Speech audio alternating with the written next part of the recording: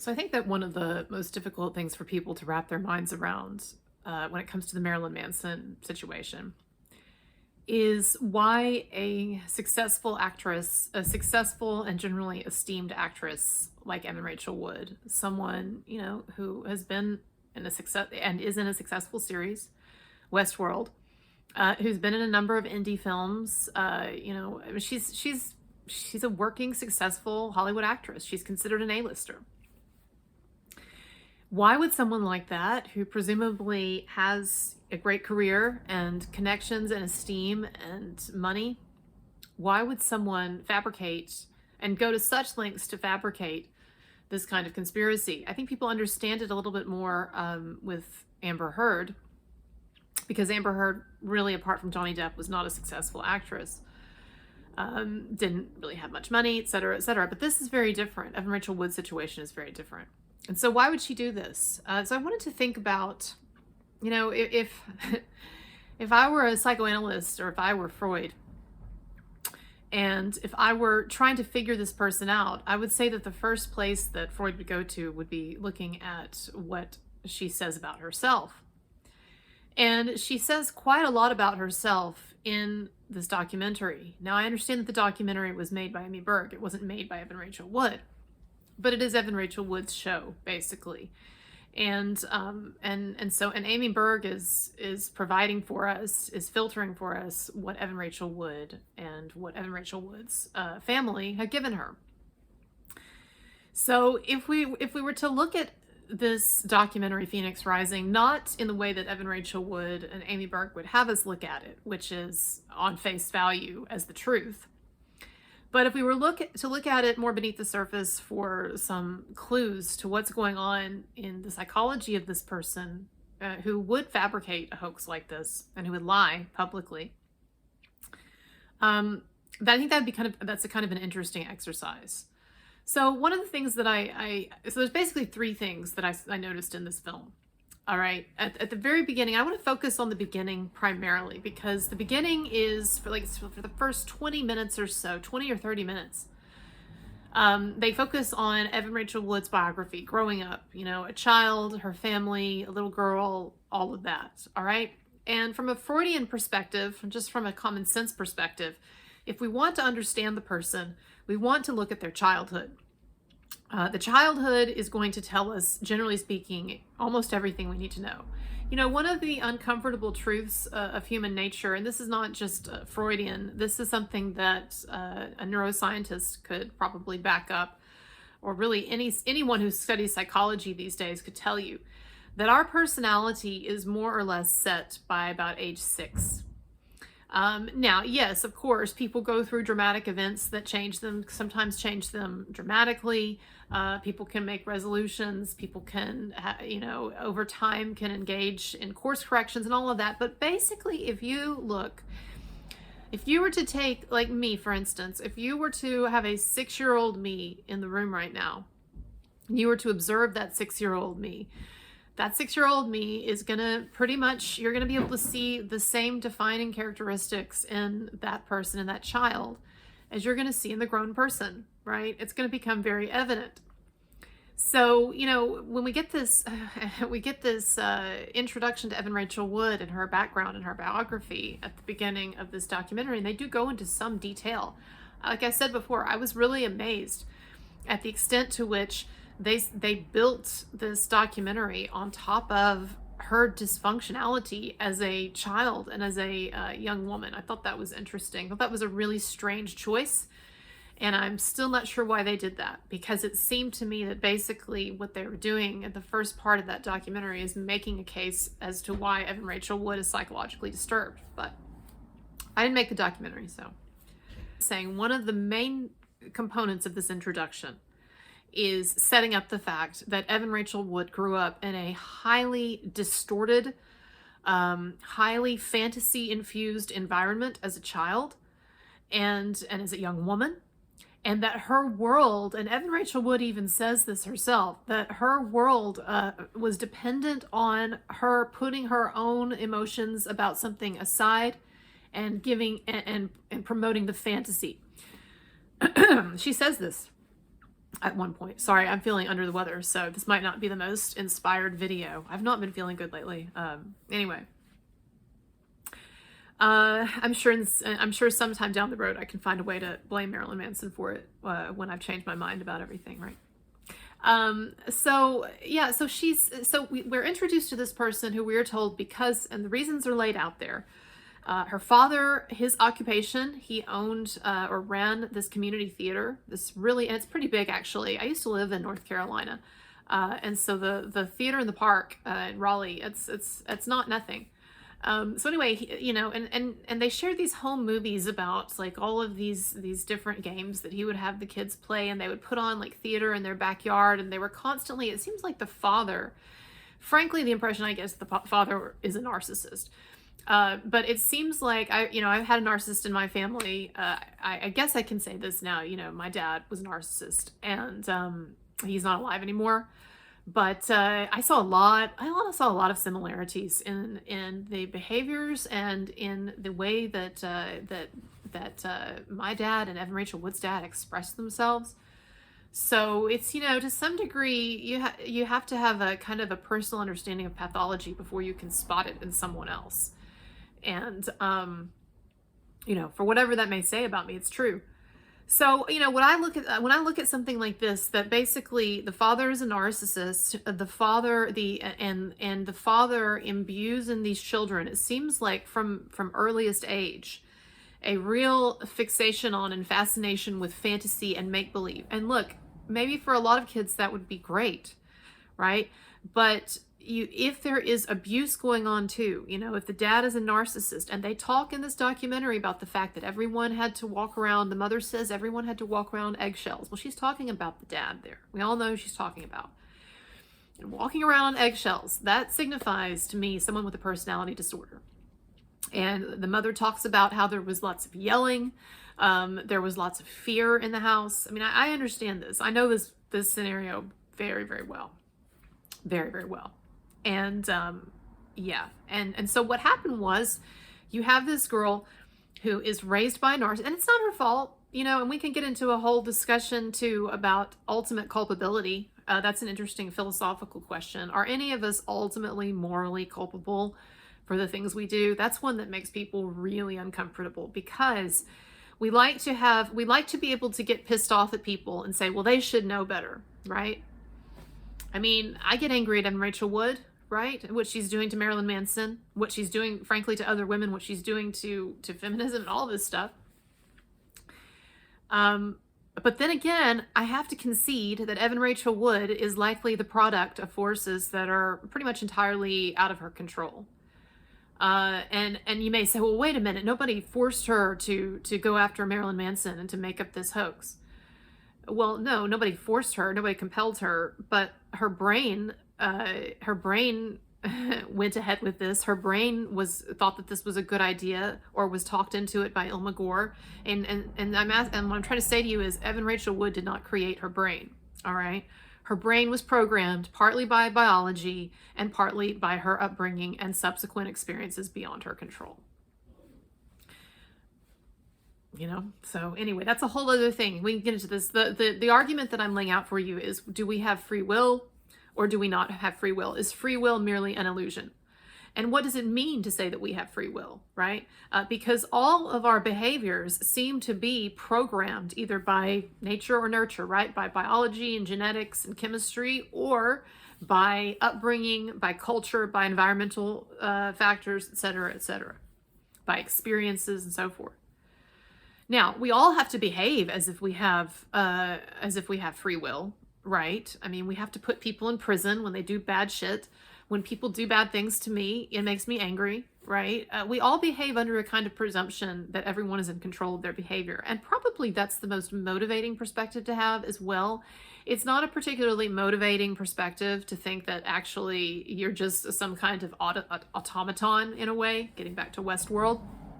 But hey, if you've watched Westworld, and I watched the first couple of seasons, you know that this is one of the central ideas at the crux of this, is that we humans actually are just as programmed and just as much machines as the machines in Westworld. It's just a different kind of biological machine. But we did not self-create. We did not, as so far as we know. Now, maybe, there's some insights, spiritual insights that I don't have. Maybe we did choose our parents. Maybe we did choose what body and brain we were going to be given. I don't know, I do believe in something called a soul. But it's just hard for me to believe, it's hard for me to see where there's much choice ultimately in life that is not basically pre-programmed either by biology or by your biology or by your upbringing, your environment. And if we have a soul, like, we didn't create that either, right? So I'm still, for me to understand like ultimate moral culpability, is someone ultimately morally responsible for what they do? Like, to say someone's a bad person, to me, you would have to show that they were able to choose otherwise. But if someone is programmed by either their biology and by certain genetic factors, or by their messed up upbringing to feel certain ways that compel them to behave in certain ways, then I don't know what free will means anymore. I don't know what moral culpability means anymore. So I'm just throwing that out there. I'd love to do a whole philosophy video on that and look at the different perspectives, because it's definitely more complicated than what I've presented here. And I probably didn't make the best argument for free will, because I'm not sure I believe in it. But it'll be interesting to look at that, and to look at people who make compelling arguments for free will. So anyway, I'll come back to that at some point. And like I said, you've got to live as if you have free will, right? You can't just be like, oh, well, I'm just not going to do anything, because that's not going to get you anywhere, right? So whether or not we have like ultimate moral culpability, like when we die, God is going to be like, you could have done something else here than what you did. Whether or not that's true, obviously we have to move forward on the idea that we can change. I'm going to get back to Reverend Rachel Wood in a minute, just a second. There is one way of understanding this free will versus determinism. And determinism, by the way, is the idea that all of your behavior, if you're a strict determinist, then you believe that all human behavior is caused by factors outside of that person's control, either nature or nurture, right? But there is another perspective on free will versus determinism that sees behavior as a kind of a cyclical model, where you start off with certain predetermined factors, like you start off with your genetics, and you start off with whatever family environment you were in and how you were raised early on and that sort of thing. So there's that determinism. But then as you continue through your life, there are certain forks along the way, certain choices where you could make either choice, right? Where you do have some sense of like control, or thinking, okay, if I do this, this is probably what's going to happen, or if I do this, this is the better choice. And so according to this model, there are times when we do make choices, and then those choices get us then into deterministic patterns, right? Like, for instance, you think of addiction. Someone can be born with the gene for alcoholism, or someone can go through experiences, can grow up with situations that increase the likelihood for alcoholism. But then according to this model, there are certain points along the way at which then someone can say, okay, I'm going to choose to drink, like I'm going to choose to take my first drink, or I'm not. Or, gee, I'm starting to kind of like this alcohol. I can choose to stop now, or I can keep going, right? Like any of us who've had experience with addiction know that there are these moments, these exit points along the road. The question is, do we have it in our power to take those exit points? Or is that even predetermined, right? Is our ability to even take those exit points within our control? Certainly, there are many situations, most people who are addicts end up coming out of it. They go through, but it seems like they go through a kind of a process, right? People who've gone through addiction, where they have to really like struggle with it, and they have to go through this sort of psychological, almost kind of rebirth before they finally put away. Like, it's a kind of a developmental process, right? I'm not sure it's ever as easy as just a choice.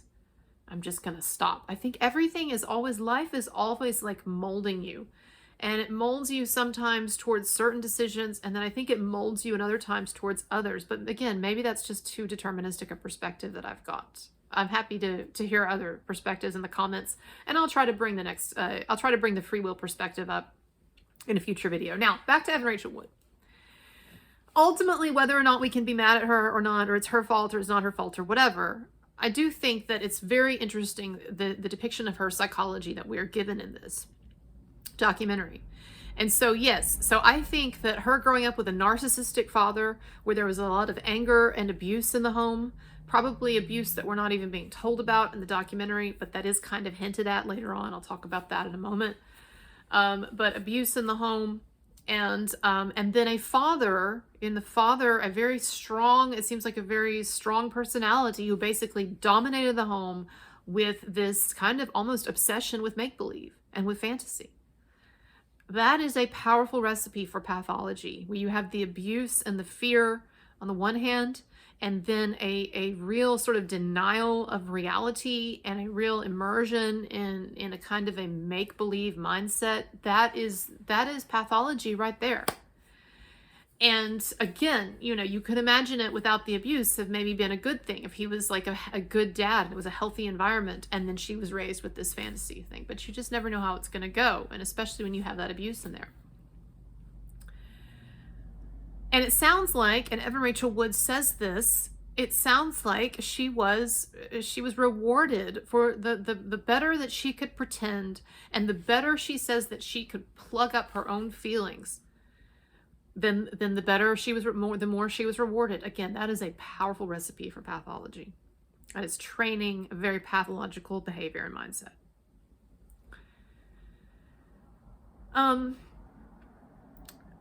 So that's one thing that we hear about her childhood. Another thing is that's interesting to me is that Evan Rachel Wood discusses the trauma that she felt growing up basically in the industry of make-believe. And she describes, and I understand why they're setting it up this way, that she was traumatized by Hollywood or traumatized by the film industry as an underage woman.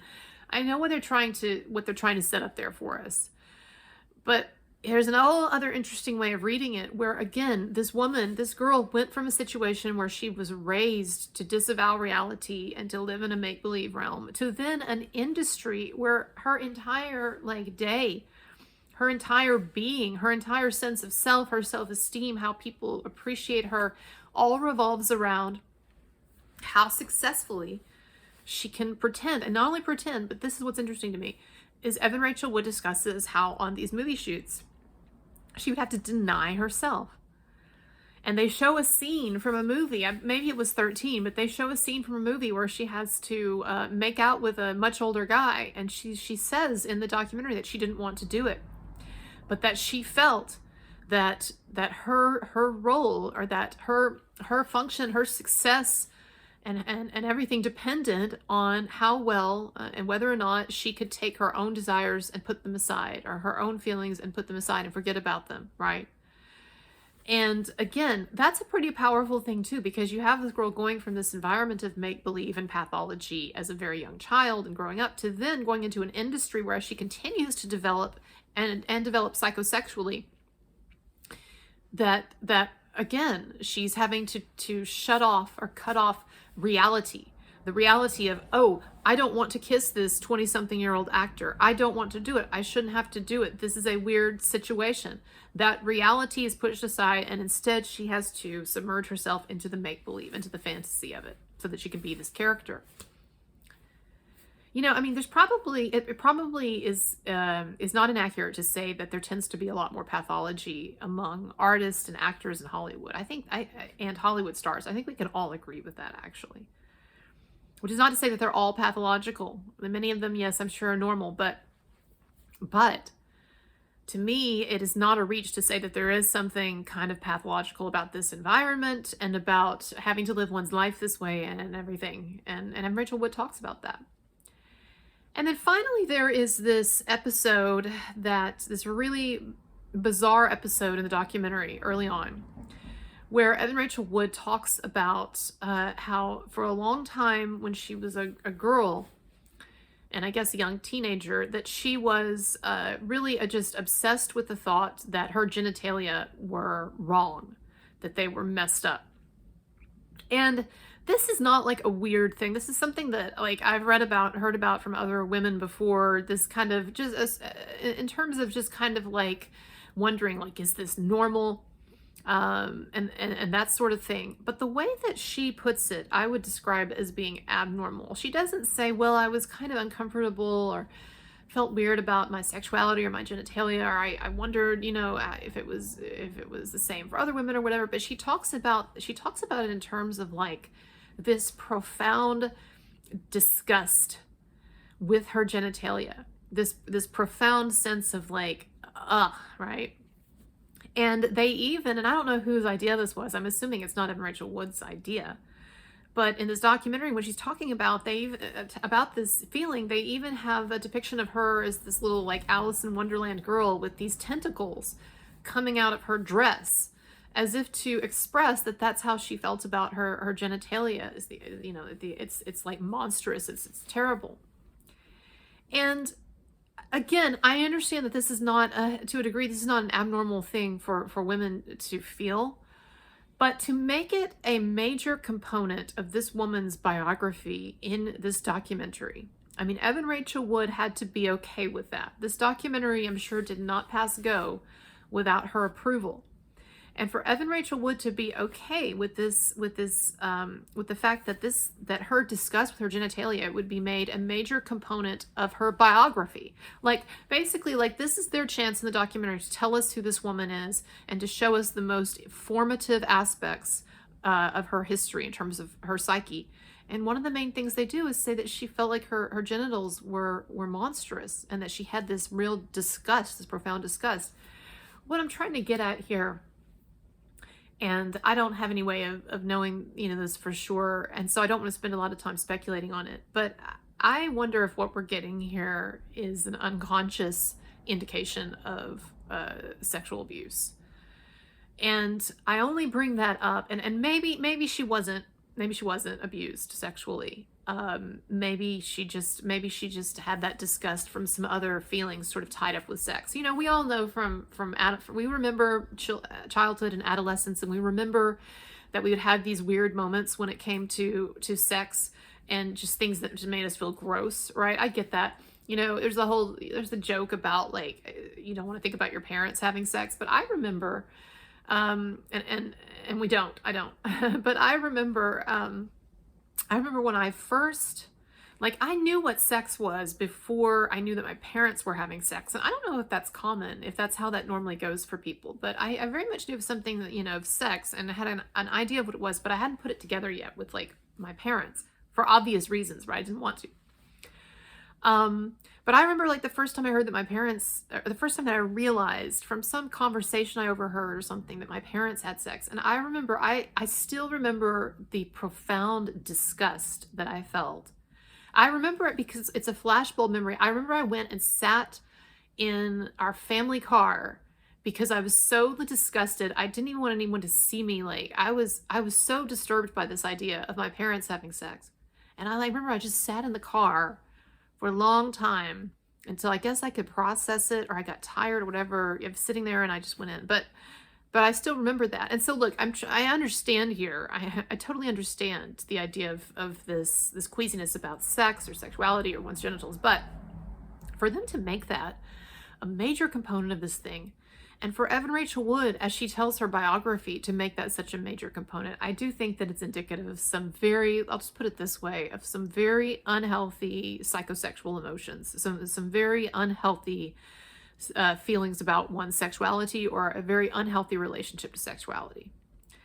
And while I would never say and don't believe that bisexuality is an expression of an unhealthy relationship to sexuality, I would say that in someone who already seems to have other problems, and then we also see this kind of sexual fluidity, like we see, for instance, with Amber Heard, I do think that maybe it kind of means something.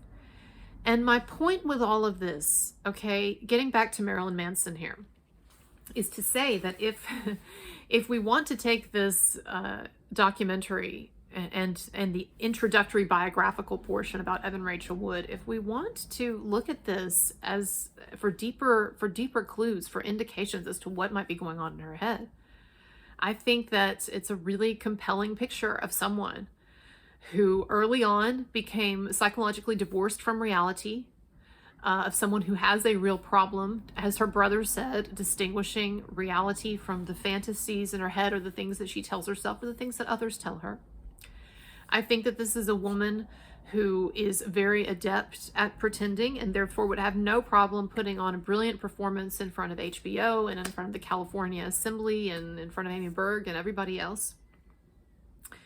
And I think that this is a woman who has experienced something in her background growing up that caused some kind of psychosexual trauma. And I think that sexuality is a particularly problematic point for her. It is a kind of a sore spot, and it is not only a point around which there is a great fluidity with the bisexuality and the difference in partners that she chooses, but also a place of actually severe disturbance. And I think that that could partially account for why she could be either convinced by her lesbian lover, Ilma Gore, to turn against her heterosexuality and against Manson and things that she did with Manson and with men in general.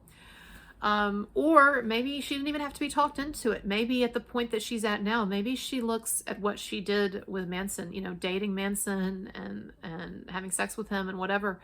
Maybe she looks at all of that now the way that she used to look at her genitalia, as disgusting and something that is awful. And when the psyche is confronted with something that is disgusting, particularly if it's something related to sex, and particularly sex or eroticism or whatever, and particularly if it's something from one's youth that one wishes to disavow, the psyche is very, very good at making the appropriate accommodations for a new reality to be written, and for those things that one does not like or one does not wish to own anymore to be projected onto someone else. An older man who talked me into it. I didn't know what I was doing. I was just a baby. And I would also think probably that those were the feelings that she had quite often about her father growing up, that she was at the mercy of this older, narcissistic. I'm not saying Marilyn Manson's a narcissist, but I'm just saying the way that I think that Evan Rachel Wood understands him. This older, narcissistic man who lived in this make-believe world, you know, phantasmagoria and all that. I mean, they were working on the Alice in Wonderland project together. They were immersed in make-believe. And I think she looks back at that now, and I think she's projecting a lot of negative emotions about sexuality, about her sexual development, about her father, about even perhaps her, issues that she has differentiating reality from fantasy. And I think that she, along with the encouragement of Ilma Gore, and maybe the prodding of Ilma Gore, has concocted this entire fantasy, one that was richly rewarded by, you know, HBO and the media and so forth. But like I like to say, not for long and not forever. And I do believe that the truth will be understood, and as Manson's lawsuit makes its way through the legal system and more developments and there's more evidence brought to light and stuff, I do think the truth will come out. But I think it's an interesting question, though.